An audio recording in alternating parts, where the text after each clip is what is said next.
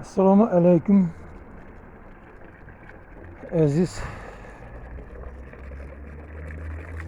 bog' ishqibozlari.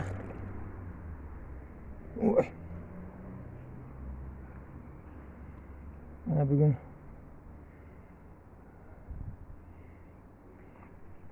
xonadonga iltimos qoldi, ko'chat ekish bo'yicha o'ylab olib tagiga sof soldik. Birinchi uyamizda gilos devordan 1,5 metr qochirdi xolos. Endi uyni egasini fikri bo'yicha bu yerda ikkinchisi shaftoli, bu ham shaftoli. Mana sof surpoq betiga solib ko'chatni qo'ygandan keyin suv quyib qo'ydik, emib turadi. Keyin yana ustiga sof surpoq tashlaymiz.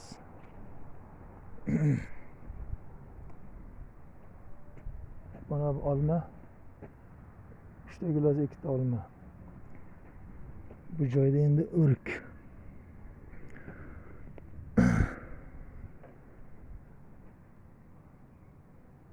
Mana o'rigimiz ulangan joyi.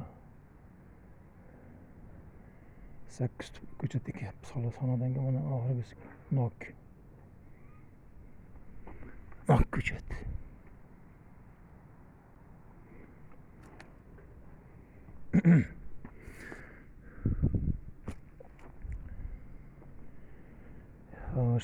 Kesilgan tomonlarni hozir yangilab kesib olamiz, keyin qo'yib sof surpoq solamizda suv quyamiz.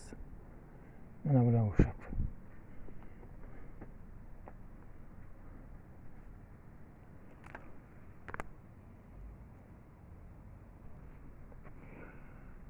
Mana ko'chat tagiga sof surpoq soldik, ko'chatni qo'yib ustiga ham sof surpoqdan soldik. Bir toqa suv quyib qo'yamiz, emib turadi. Biz keyingisini tayyorlab turamiz emiguncha. Uni ham shunday qilib olgandan keyin bir boshdan yana turpoq bilan ko'mib chiqamiz. Ulangan joyi ochiq qoladi. Tog'lar.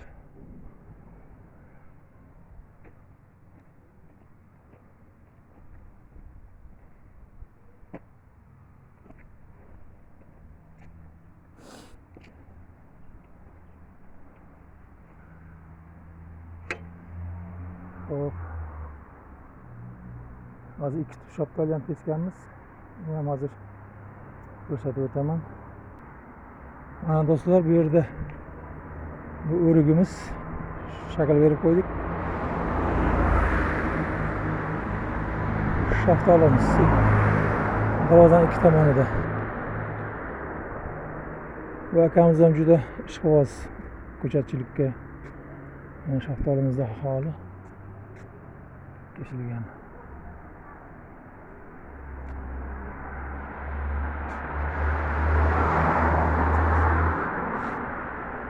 Kiramjon akamiz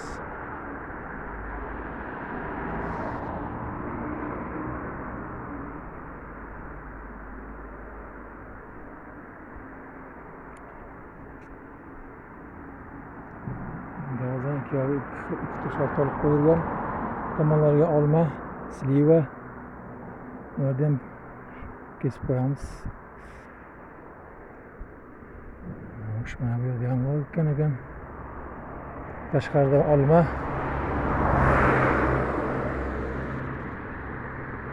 Norin tumani, Norin katta qishlog'idamiz. Omon bo'lamiz. Ko'chat ekuvchilar hozir ham harakat qilsa bo'laveradi. Bahorda amal qilganda aynan vaqtni topib ekolmaysizlar, chunki uncha-muncha orqaga qolib ketadi. Kuzda ekkan yaxshi. Bu o'rik.